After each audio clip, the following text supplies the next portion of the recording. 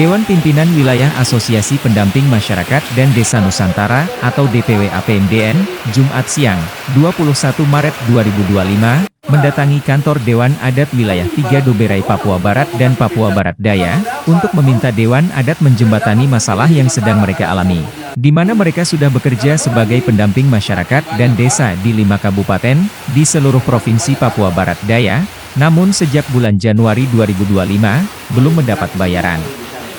Ketua DPW Asosiasi Pendamping Masyarakat dan Desa Nusantara, Gay James Kipu saat memberikan keterangan pers, di kantor Dewan Adat Wilayah 3 Doberai, di Jalan Tanjung Pamali, kilometer 8 Kota Sorong menjelaskan, mereka merasa dijebak usai menandatangani surat pernyataan tersebut, mereka kemudian diputuskan hubungan kerja alias PHK secara sepihak, oleh Kementerian Desa dan Pembangunan Daerah Tertinggal Indonesia. Kami juga punya lembaga adat yang hari ini, terima kasih banyak. Lembaga adat ini sudah menerima kami di sini untuk kami menyampaikan aspirasi kami. Karena kami rasa kami mentok. Dan di sini saja kami sudah kerja lama di program ini. Ada yang sudah 25 tahun, bahkan kami sendiri sudah 18 tahun kerja di program ini. Dan hari ini kami dijebak oleh surat pernyataan yang dikeluarkan oleh Menteri Desa melalui Kepala Badan Sumber Daya Manusia di Kementerian Desa bahwa kami harus membuat surat pernyataan yang menyatakan bahwa ada beberapa poin yang tadi sudah disampaikan, bahwa ada poin yang kedua bahwa apabila kami di kemudian hari diketahui menjadi calon legislatif di tahun 2024, berarti kita secara otomatis disiapkan secara sosial. Dan saat itu memang kami terjebak. Dan hari ini kami sangat meminta dukungan dari kami punya lembaga adat, dan terima kasih juga buat Bapak Vincent Mayor yang sudah bersama-sama dengan kami menyatakan sikap kami bahwa kami anak-anak Papua ini punya hak yang sama.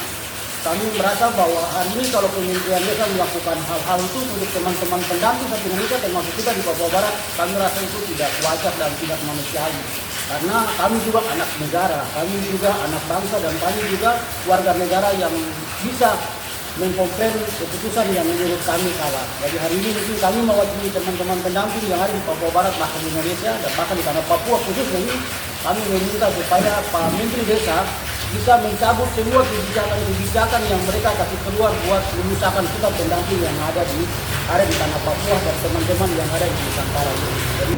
Sementara itu menanggapi keluhan DPW Asosiasi Pendamping Masyarakat dan Desa Nusantara ini, Dewan Adat Papua Wilayah 3 Doberai diwakili Sekretaris DAP Agustinus D. Kapisa meminta Presiden Prabowo Subianto untuk meminta Menteri Desa dan Pembangunan Daerah Tertinggal Indonesia, Yandri Susanto untuk meninjau kembali syarat surat pernyataan yang sudah ditandatangani semua pendamping masyarakat dan desa di seluruh Indonesia, yang dianggap menghalangi hak politik mereka. Karena itu bersama dengan mereka, saya Sekretaris Jenderal Papua Wilayah 3 Doberai itu meminta kepada Presiden Prabowo, kepada Menteri Desa, Kemendesa, itu kalau boleh tidak menjadikan surat pernyataan oleh seluruh tenaga pendamping sebagai dasar memberhentikan mereka. Itu tidak boleh, karena harus ada regulasi yang jelas. Ini menyangkut warga negara Indonesia, kepentingan orang Indonesia. Karena itu harus jelas. Perhatikan, itu harus ada semacam pemahaman bersama dari awal.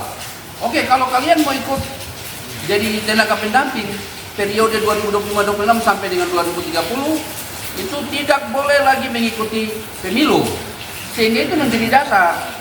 Kalau mereka nanti keluar, mau keluar atau mau jadi anggota DPR harus keluar. Ini tidak sama sekali, mereka tidak pernah diberikan pilihan itu.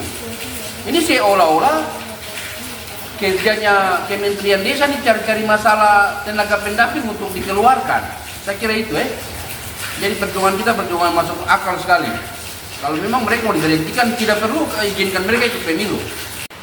Seharusnya sejak awal sebelum menjadi pendamping kampung dan desa Nusantara, mereka harus diberikan pengertian dan pemahaman, bahwa ketika menjadi pendamping masyarakat dan desa Nusantara, mereka bisa terlibat dalam politik, untuk menyalurkan hak suara namun dilarang terlibat menjadi anggota legislatif maupun kepala daerah.